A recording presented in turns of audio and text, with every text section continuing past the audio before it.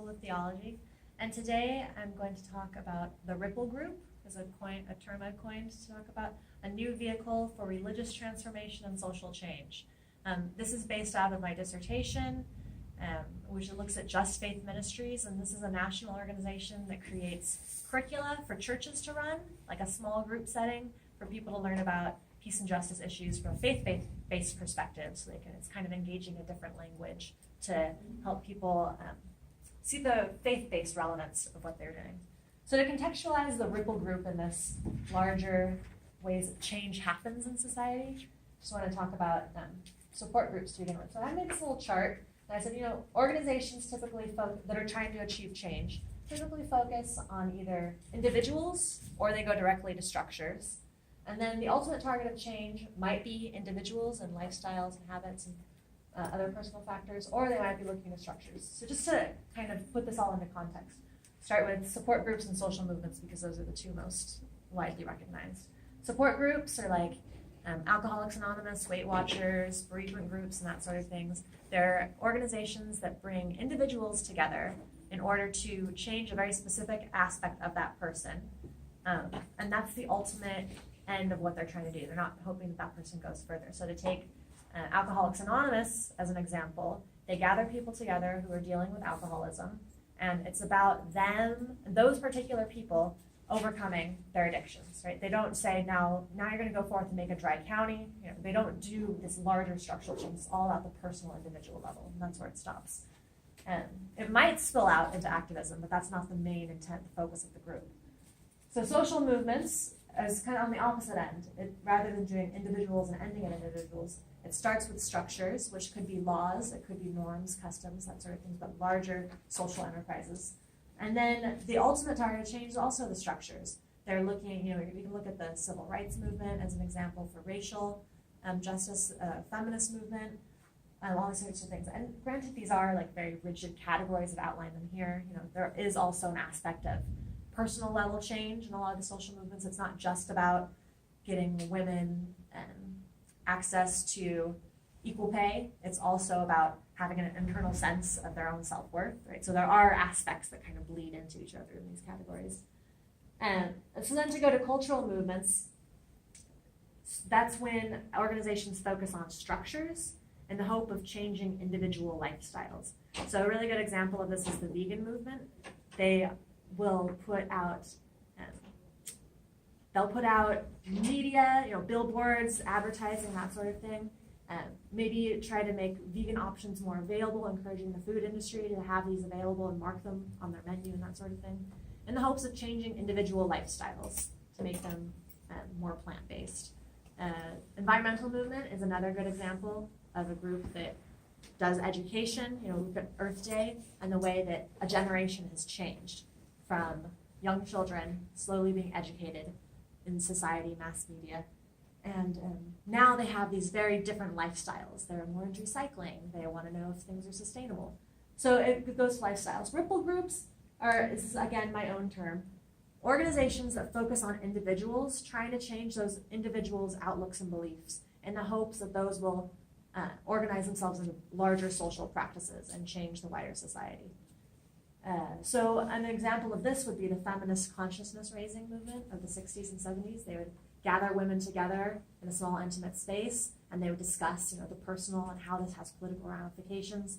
And then, hopefully, this would go beyond just their own sense of self-worth, but would cause them to act and see the world differently. Right? So this is an outside of my study example. So I'm going to look at Just Faith Ministries because they take this Ripple Group approach as well. They gather people together. Typically, they worship in the same congregation, so they speak a similar sort of religio-political, or they speak the same religious language, and it's about changing and transforming that religious language to include political justice and poverty-centered focuses, so that they would then go out into the world and then shape the world according to those new values that they have. And the reason why I think we're seeing a shift towards a Ripple Group strategy, because I've named two organizations, but I go into this more deeply in other places. But this is becoming a really big Catholic strategy for engaging the world.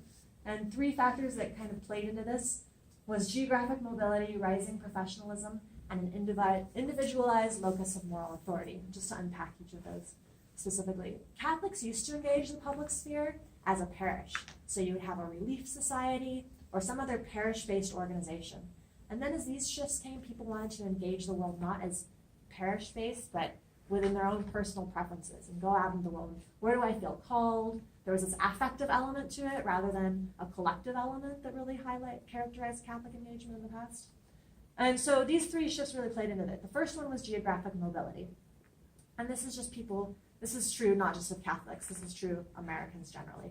People move away, they're not usually raised in the same area, raising their children in the same area that they were raised as children.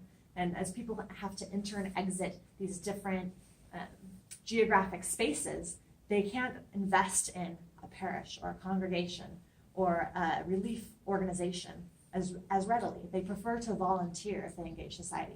Volunteering is very easy entrance and exit. It's very individually based. The second thing is rising professionalism. Catholics used to be a part of the working class, predominantly in the United States.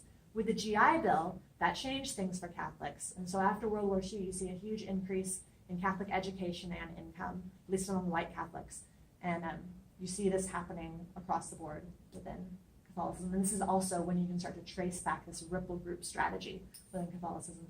And then finally, it's an individualized locus of moral authority, meaning it's not what the bishop tells me, it's not what the priest tells me, it's how I discern what I want to do. So before, when the priest would say, you know, you need to get down to this orphanage, they need your help, they would say, okay, let's go do that. Now they're saying, you know what, I don't really want to be around kids, I want to be with the elderly, and that's where I want to be. If my priest identifies that, he can go out there and serve on his own. I want to serve where I feel compelled to serve. So these are the three shifts that are going on within Catholicism, which kind of lends itself to this ripple group strategy. So to look at Just Faith Ministries, more specifically, there were I did 280 hours of participant observation with their organization and interviewed 60 people. I did survey data, but I'm not bringing that in here today. But these were the 5 main ways that I saw their religio-political attitudes shifting. There was a religion-centering transformation, meaning religion was one part of my life that helped me make moral decisions, but now religion is the core part of my life, and I organize my other commitments around that. The second one is political transformation, which is, for some people, it was completely shifting, saying, oh, I felt more committed to the Republican Party politics before, but after I learned more about poverty, inequality, sexism, racism through this Just Faith Ministries course, I feel more aligned to the Democratic platform or the Green Party platform. But by and large, that was kind of rare, because to even join a group that says, we're going to talk about peace and justice, you kind of have to have a leaning towards that anyway. So a more common political transformation was just widening your understanding of what's going on. Suddenly you're like, oh, before I was only committed to racism and poverty, but now I know about climate change, and I see how this plays into my political commitments as well.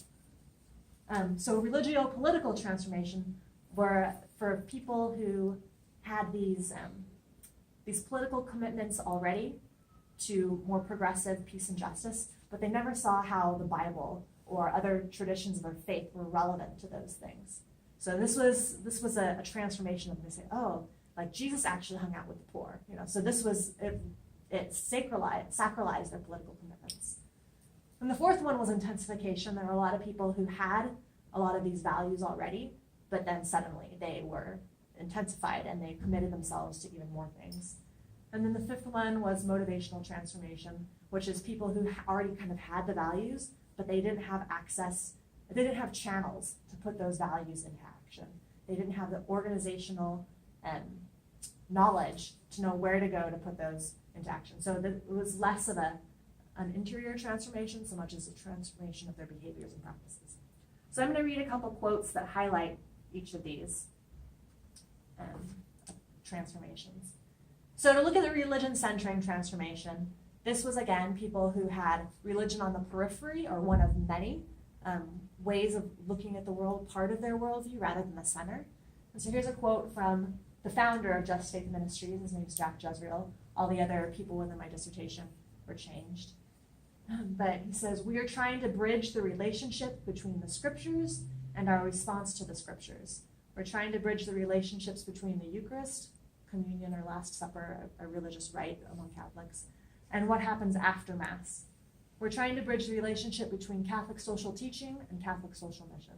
So having this religion play the center of one's commitments rather than one of many things to inform, because obviously there's a whole constellation of values and some of them within society, and some of those undermine commitments to poverty and some of them reinforce those. And so Jesuit argues that a religious orientation is going to help. And here's something from a Louisville woman. Louisville is where they're headquartered at, so I did interviews in California as well as Louisville.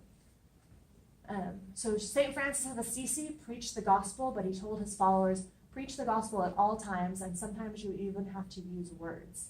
And the conversion experience I had in Just Faith was showing the way that I live my life preaches a gospel that is more real than anything I could ever say, write, or profess. Because if I'm not living consciously, making choices based on my gospel values, then I'm just preaching with words, but not with my life. But I'm espousing to follow my brother Jesus. So here you see this shift of making religion one of things, and no, I need to organize all of my commitments around my faith. Political transformation, cut off. And this was an interview with a jaywalker. Justice Walking is the name of their high school and college program. So they do have a program for adolescents.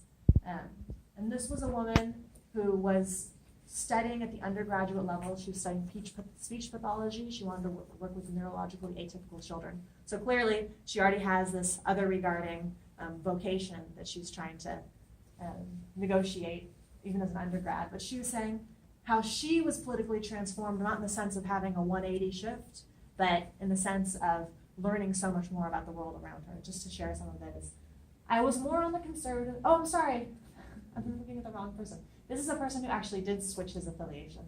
I was more on the conservative side going into Just Faith. I think it really opened my eyes personally, both to the needs and depth of suffering that's within our country and the world. It was much more personal for me, and definitely opened my heart more than before. And then also made me realize on a political level that I probably would have been more prone to vote Republican on a lot of different things because of some of the moral stands they took, rather than the financial policies that they endorsed. But from that time forward, it became increasingly hard for me to vote Republican. So. And then here's that woman that I was telling you about earlier who works with neurologically atypical children. And her political knowledge was really expanded due to her participation in Justice Walking.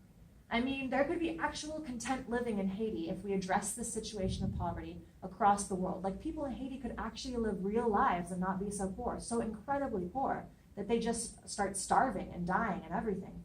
And then people who go on to Mali wouldn't live on top of dumps, and people in Sudan wouldn't be worried about their kids getting put into those child soldier stuff. And Somalia wouldn't have to worry about AIDS. That's one of the biggest places for AIDS. In Tanzania and Mauritania, the Muslims are, and I mean, nobody talks about Mauritania. And so and you're just like, wow, most people don't even know where Mauritania is. And here she is in her undergrad, politically naming the problems going on in sub-Saharan Africa. So clearly, she is re-engaging political commitments because of Just Faith. So then there were some people who already had commitments to peace and justice but didn't understand it in a religious framework. And this was a Methodist woman. Just Faith started out as an exclusively Catholic program, and then it started to spread to Protestant churches. They pick up on it. They say, hey, can you make something that's a little more user-friendly for us? And so they did that. And this woman was Methodist, and she said, so my husband and I became an extended family, the voice of social justice. Now, that's not how our extended family, thought of it. That became empowering for us to have the experience of being willing to challenge something and then take it back to the Bible, to the faith that Jesus calls us to have. And these are very conservative Christian people who are working from the same document we are, but who've understood that document in a very different way. So to be able to take it fundamentally back to the Bible and say, how does this fit with Jesus? That was very empowering for us. So this was an example of someone, because Christians clearly in the United States are spread across the political spectrum. They are vastly different from one another. But to have a biblically based language for this Methodist was extremely helpful for her to understand and explain poverty and justice to her likewise Methodist relatives. So this is one way that it transforms. It's an example of intensification. At the beginning, they tell you, oh, you're really going to change and you're going to make all those commitments and do extra stuff. And I was thinking, not for me because I'm already doing enough. I'm not going for that. I'm just going to get the knowledge. But I ended up signing up for a juvenile detention center ministry. And I guess I signed up for the women's equality group while I was going to Just Faith too. He's a Bay Area retiree. And this is a guy who is the only man in this women's equality group. But he realized that he wanted to make a commitment to feminist issues as well as a result of Just Faith and hearing about the disparities between men's and women's experiences. And then finally, motivational transformation again, taking your faith from just something that affects your beliefs out into the world. I first heard about Just Faith Ministries when I was working here in town as a community organizer, which is hard work and it's hard to get people involved. And all of a sudden we were having this influx of people who were volunteering to do stuff with our organization, and we were all kind of confused. Like they were eager to get involved even in fundraising, which is even of the involved people in this organization, hard to get people to do. People were so interested and they kept talking about this Just Faith program that they went through. And she ended up leaving her job as a community organizer and joining the Just Faith staff so that she could further this work within the community. And so the last thing I wanted to look at was, okay, well, this is great. I'm not really good showing the ripple, though, in this first level of analysis. I'm showing the individual transformation, but how can I then say that this then ripples out into larger social systems? Obviously, I realized I couldn't look at, like, the dropout rate at the local high school because there's too many factors that play into this. We can't just say, oh, look at it, it went down when the Just Faith group started. Clearly, there's a connection. So it's too many. So I said, well, what can I look at? And I realized that the ministries at the church that are being offered that also have Just Faith should ideally be changed, right? We should see a shift in what they offer. So what I did is I went back to the year before any Just Faith programs were offered at the churches, and I went through their bulletins, and I counted how many of each type of ministry was offered. So, for example, if they said, oh, we're going to go down to the soup kitchen, that would be considered a charity action. Oh, we're going to have a candlelight vigil to end the war. That would be a prayer for justice and peace action. And so I counted up all of the types of actions, the ministries that were offered in the bulletins for the year prior in 4 different Bay Area churches, 3 Catholic, 1 Protestant. And then I did the same for after 3 sessions of Just Faith. So 3 dozen people have gone through this program, typically. And I said, well, what are the changes? And we see some pretty significant changes on some levels. We see an increase in education on social issues, so learning more about like how do people become homeless, what are the rates of homelessness within our community, that sort of thing. A slight increase in prayer, a pretty substantial increase in charity actions, going to the soup kitchen, handing out sandwiches, that sort of thing. A really substantial increase in justice actions, which would be an example of passing out a petition to end the death penalty at a church, prayer for justice and peace, again, like a death penalty vigil, and then pretty insignificant decreases and increases otherwise. But so this is what I saw, and this was the method I used to address it and measure it, and that's it for now. So thank you.